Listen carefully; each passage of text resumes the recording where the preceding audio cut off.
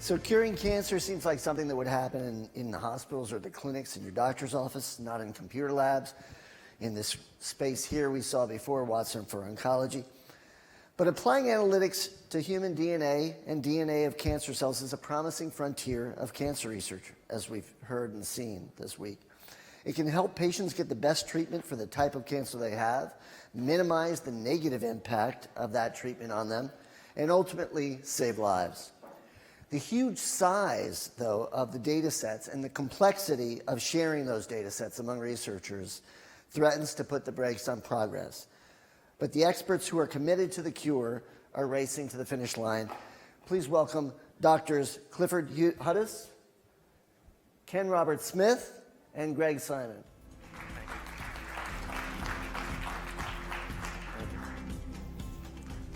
Do I get to be a doctor now?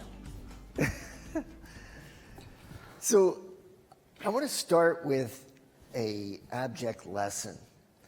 So in 2004, there was a program started by the NCI called the Cancer Bioinformatics Grid, the Cancer Bioinformatics Grid, or CA-BIG. And the whole idea of this was to facilitate sharing of molecular data among cancer scientists. And a lot of this data that's produced in millions of studies that come out. We saw the challenge of having a cognitive computing system digest all of that. Well, this was an early attempt to even create a common language. And if you imagine just the complexity, I just want to give you a sense of the size of this.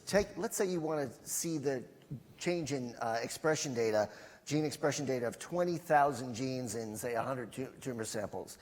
You would need an Excel file 20,000 rows long and 100 rows wide. Okay, that's 2 million or so data points just for that one study. So they tried the CA-BIG and they spent half a billion dollars on it. And the problem was that it wasn't really created for the scientists that really work with data. It was too complicated. It was too many systems overlapping, and so it didn't really work. And so we've tried this, and yet now we are discovering that so much of what we have to learn about cancer is data focused. So my first question to you is, can big data really help get us there towards cures for cancers?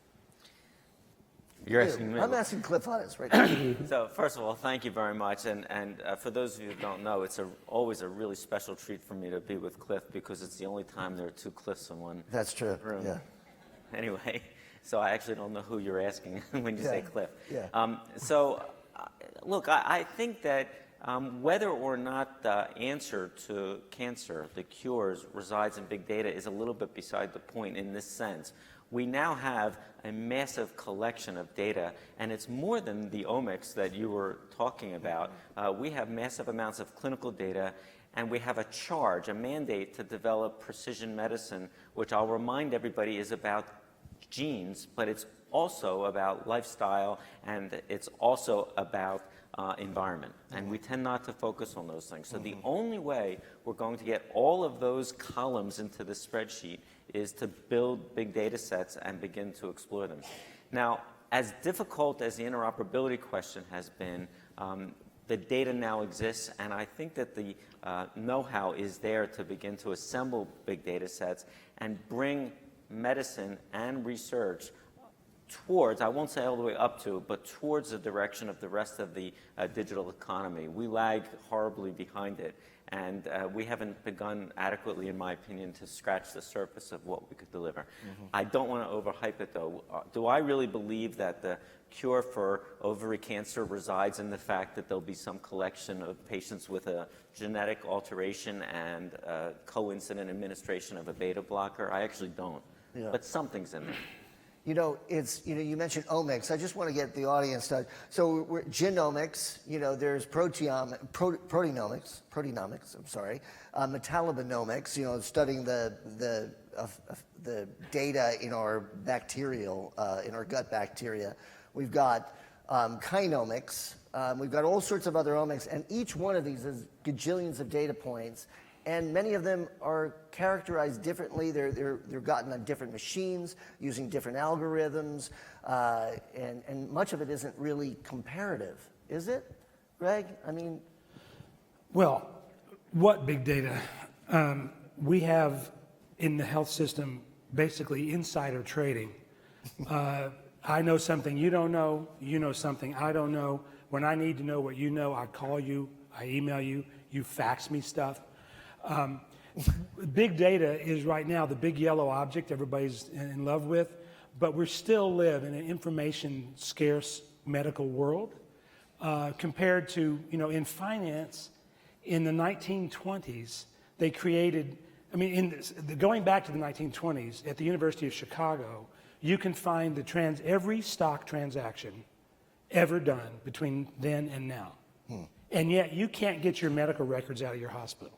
So big data is an idea, and it's an idea that's happening in a few places, but genomics is a very small part of it. Proteomics takes you from 30% knowledge about what could happen to 60 or 70%. It's very expensive to do. It's very personal to do.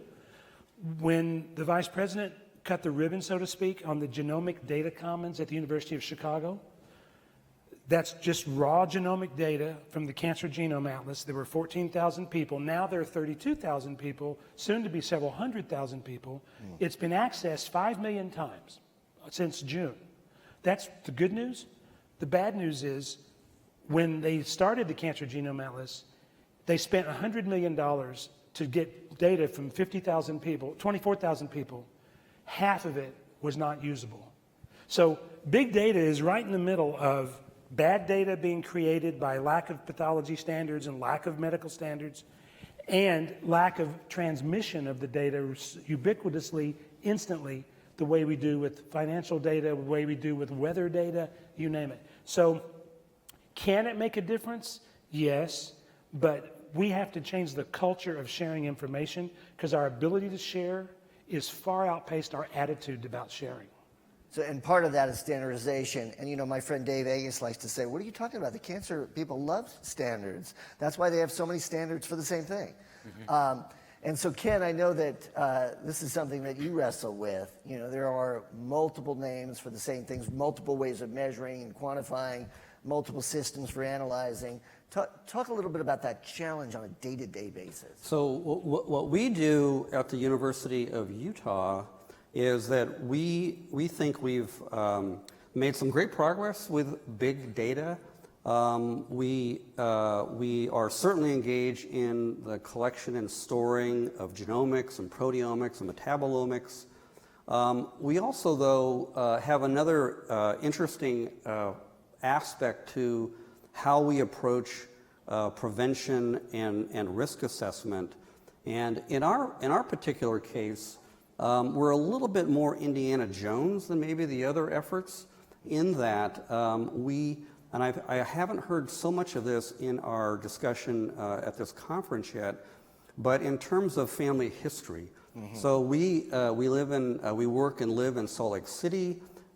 You may know something about Salt Lake City other than the great skiing, but we have a lot of genealogical data, and we have been able to bring millions and millions and millions of records of genealogies into electronic format, link that to cancer records, and as much as we want to and we need to be focusing on genomic information, genetic testing. A very important component to big data in cancer is risk stratification. So I want to know whether I'm in a high-risk family or I'm in a kind of a normal risk family. And if I can do that, in many ways that can be as valuable, perhaps even more valuable, than providing my DNA to a sequencing platform to determine whether I carry this variant or that variant. They can both be used in conjunction, of course, but it's an aspect of big data that I think we need to be talking more about. And speaking of standards, coming up with ways in which we collect that information. We have a nice religious organization in our community in Salt Lake City, you may have heard of, and they're great partners in our effort. But if you're not from Utah and you want to collect information about your family history and do it well and do it in a standard way that makes it usable, then there's a standard I would very much advocate.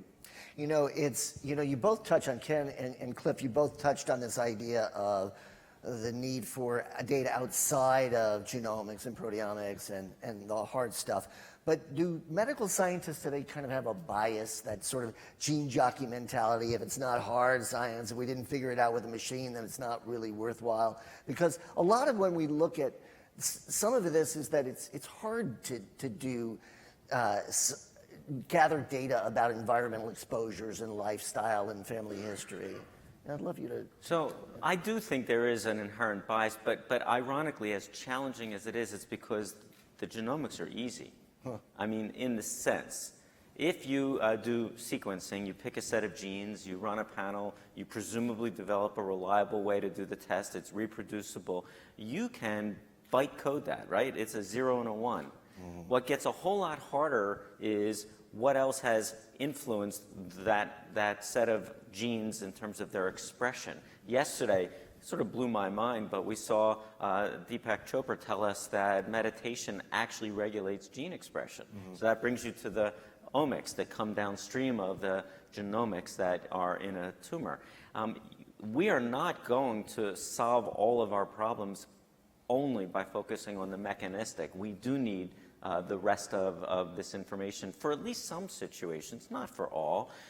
But certainly for many. Look, I've worked in breast cancer my whole career, and the truth of the matter is that the genomics that have driven breast cancer in large way, estrogen receptor, progesterone receptor, and HER2, essentially predated the modern genomics era and have transformed the disease.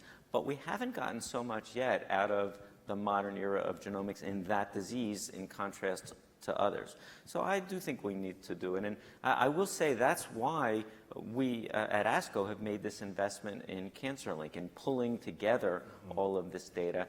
I don't know yet where it will lead, but I know we have to explore it. Yeah, so yesterday in our conversation with Dr. Blackburn, we learned that long-term responses to stress, caloric intake, all sorts of other factors can influence telomere length. In the Cancer Moonshot, has there been more of an effort into categorizing all of this information that doesn't come out of the lab? Well, we've been part of creating a lot of collaborations around data.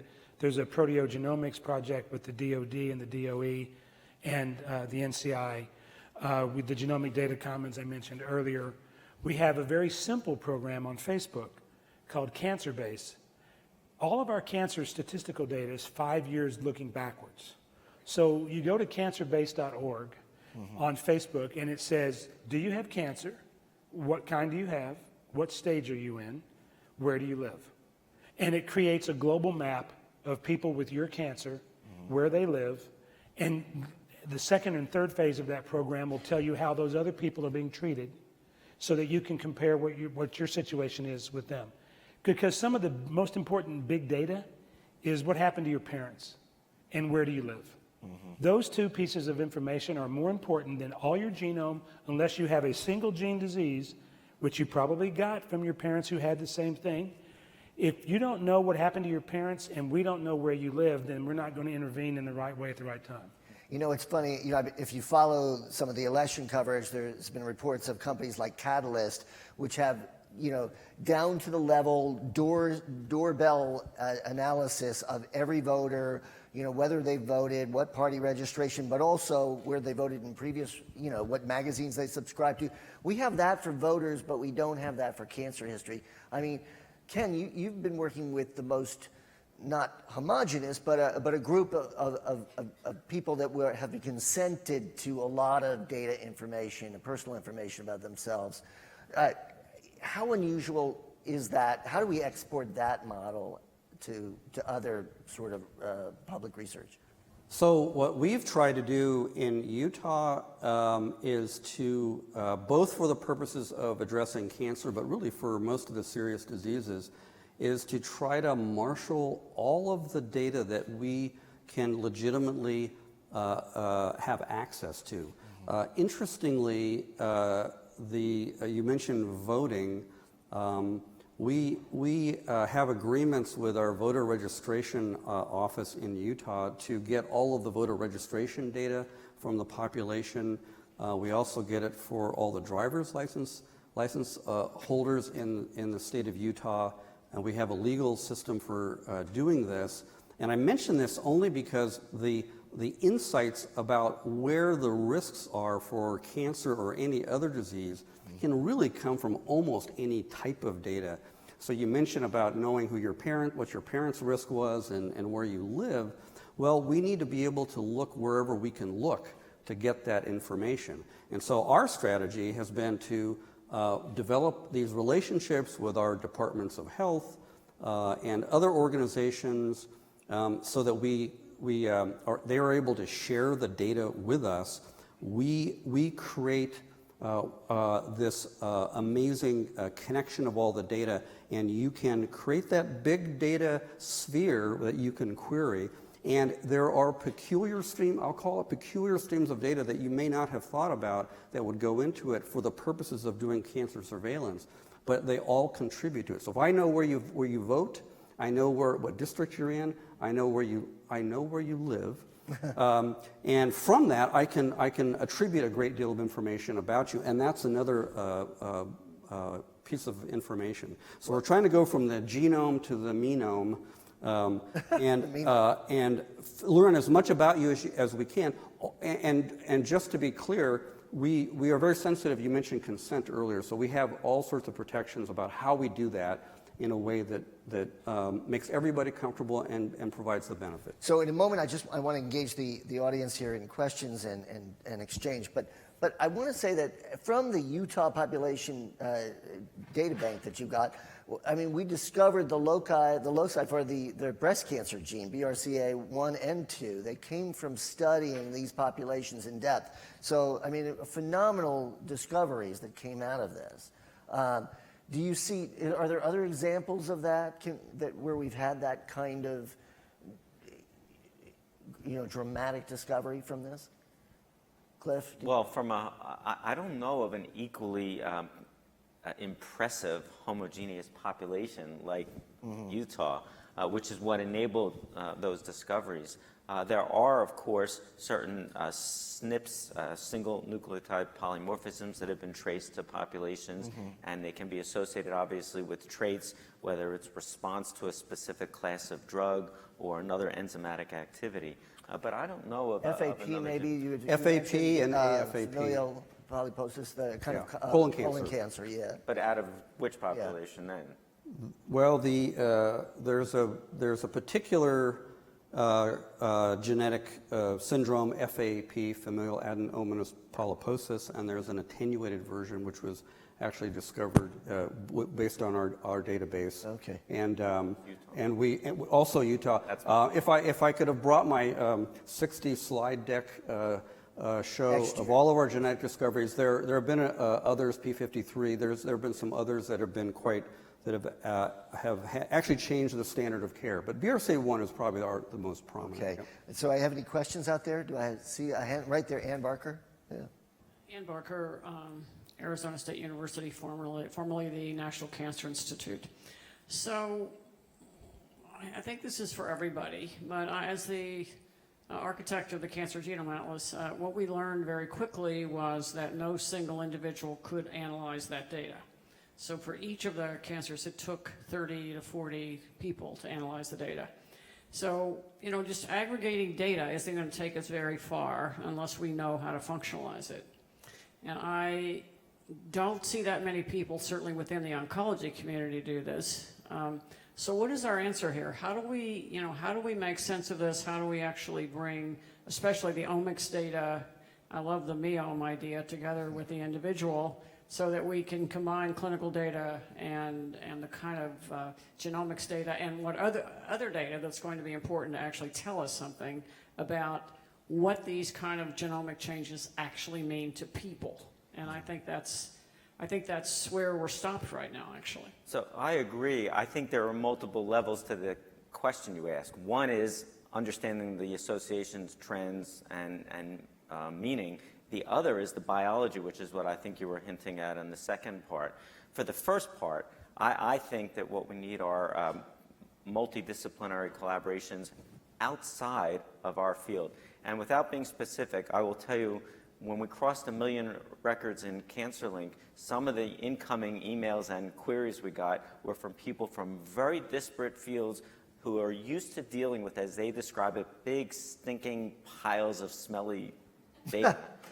But they know how to begin to perform some of these analytics, show us what we have to improve, how we can iterate, and start to give us some information out of it. It won't be everything, as I said before, but I think it's the only way to start. I have a question way in back, yeah. Yeah, I'm Michael Nova from Pathway Genomics here in town. So we have an alliance with IBM Watson for a machine learning component that we're developing to try and understand big data. So my question kind of is a follow-on to, I guess, Dr. Barker's was, I think it's more important in some respects to have almost big understanding about the data, which means, how are you going to, we know that at least 50% of all PubMed references are bad. I mean, the data's bad. So how does curation, figure into, what you're talking about? And it's kind of my first comment. My second comment is there's a very different scenario when you're talking about risk prediction using genetics and then using genetics for treatment. I mean, we know cancer is a molecular disease and there's 300 driver mutations and whatever. You try to hone in on those and make those druggable. So, that's a whole different set of issues around genomics and proteomics and whatever. How's that being addressed in the Cancer Moonshot? Oh, fine. I'm glad that's not my question, and then it became my question. Well, number one, it is true, and David Agus was telling me just yesterday that there's a significant percentage of published papers that are wrong 10 years later, which is a challenge for IBM Watson because it's reading all the medical literature, and someone's got to go back and say, forget that, learn this, because it's constantly changing. The validation, verification of research is not something most people get paid to do or pay to do. So I talked to a venture capitalist who licenses things out of university in the cancer space. 40% of what they license out could not be verified, could not be replicated. So what is the, well, number one, it should give us all a lot of humility about what a new discovery actually means. Secondly, it's going to have a huge impact on how we design trials, which we talked about at our lunch breakout. In terms of how's the Cancer Moonshot handling it, the answer to bad information is more information. So if we don't have a transparent, open system for as much data as possible, we can't catch mistakes as fast as we otherwise would. So the people who are building walls around their data are setting themselves up for failure because they're not part of the commons that they should be part of. It's just so much harder to follow a mistake if everybody in the world's watching you as compared to people who get paid by you. So what we have been doing is preaching the sharing gospel all over the country and really working on both the definition of standards for collection of data, how you rank data by quality measures, and sharing it so that more people can see it, which leads to part of Ann's question. You can't have disruption if you don't have transparent information. But if you do have transparent information, a lot of outside players can come in and start pointing things out that could be better or that are wrong or that are challenged by other data. That's the best thing we can do. It's the old saw that bad speech doesn't mean you stop people from talking. The cure for bad speech is more speech, and it's the same here. And with that, we have to end. I'm sad to say, but I want to thank my great panelists, Cliff Hudis, Craig Simon, and Ken Smith. Thank you so much. Thank you.